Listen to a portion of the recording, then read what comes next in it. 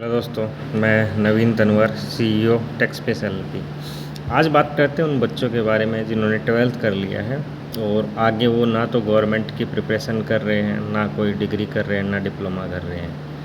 तो सबसे पहले है कि अगर आपको अपने करियर में लेट्स सपोज कि आप गवर्नमेंट की प्रिपरेशन नहीं कर रहे हैं, तो आपके लिए जो बचा है वो प्राइवेट सेक्टर है।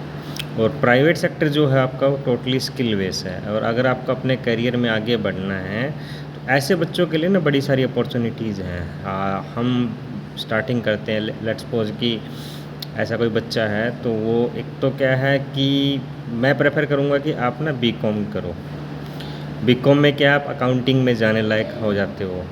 इंडस्ट्री में बड़ी सारी जॉब डिमांड्स हैं जहाँ पे एक्सेल और बेसिक अकाउंटिंग के साथ आप अपना इजीली करियर की स्टार्ट कर सकते हो। दूसरा है, जैसे अगर मैं आईटी की बात करूँ, हार्डवेयर का कोर्स है, हार्डवेयर एंड नेटवर्किंग का कोर्स है। और टाइम के साथ क्या है, आप टेक्निकल सपोर्ट में जा सकते हो।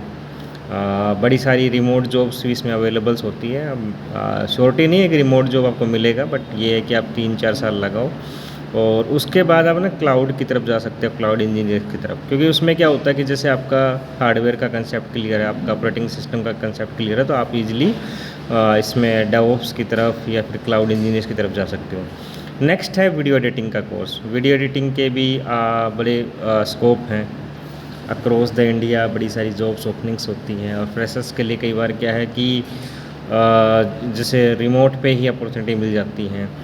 नेक्स्ट है आपका ग्राफिक डिजाइनिंग का कोर्स है, जो कि आप बहुत इजीली कर सकते हो। और उसके बाद जो है वो है एक्सेल है। एमएस ऑफिस तो देखो हर एक के लिए ज़रूरी है। अगर कोई भी बच्चा जिसको प्राइवेट सेक्टर में जाना है, किसी भी लाइन में जाना है, आईटी में जाना है, सेल्स में जाना है, मार्केटिंग में जाना है, ऑपरेशंस में जाना है, तो एमएस ऑफिस जो है ना वो ज़रूरी है, जिसमें क्या एमएस वर्ड है, पावर पॉइंट है और एक्सेल है। और मेनली जो रिक्वायरमेंट होती है ना, अभी पीछे कुछ जॉब ओपनिंग्स हमारे पास भी आए थे, वहाँ पे भी ग्रेजुएशन की डिमांड थी। तो वहाँ पे क्या था, एडवांस एक्सेल। तो एडवांस एक्सेल को एक ना कंसेप्ट है ना, इसको बच्चे बड़ा वो हाई लेवल पे लेके चलते हैं। तो एडवांस एक्सेल में कुछ नहीं है कि एक्सेल के जो फॉर्मूलाज हैं ना, अब जैसे बच्चों के साथ है, हम बहुत सारे बच्चों से बात करता हूँ, पेरेंट्स से बोलते हैं कि जी हमारे बच्चे ना कंप्यूटर आता है और आप इसका कहीं जॉब का करवाते हो। जब बच्चों से बात करो ना, तो उनका क्या होता है, वर्ड की फ़ाइल को सेव करना, एक्सेल में टेबल और कॉलम बना लेना और उस फाइल को सेव करना, इतने को ही वो कंप्यूटर मान के चलते हैं। यहाँ से तो कंप्यूटर की शुरुआत होती है। अगर आप देखोगे ना अपने अराउंड में, अगर 5th क्लास के बच्चों को देखो, अंडर 10th क्लास के बच्चों को देखो, आजकल ये बेसिक कंप्यूटर बच्चों को बड़े आसानी से आता है। और आप तो इंडस्ट्री में काम करने के लिए जा रहे हो, तो आपको जो एक्सेल की जो नॉलेज है ना, रियल में ही एडवांस लेवल पे चाहिए।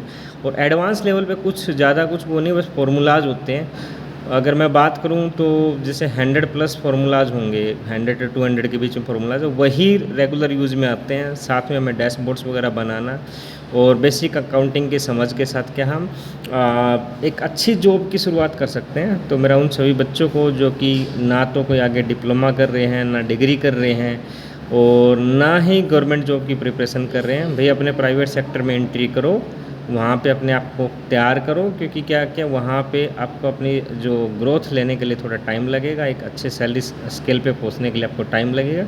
जितना जल्दी शुरू करोगे आपके लिए बढ़िया है।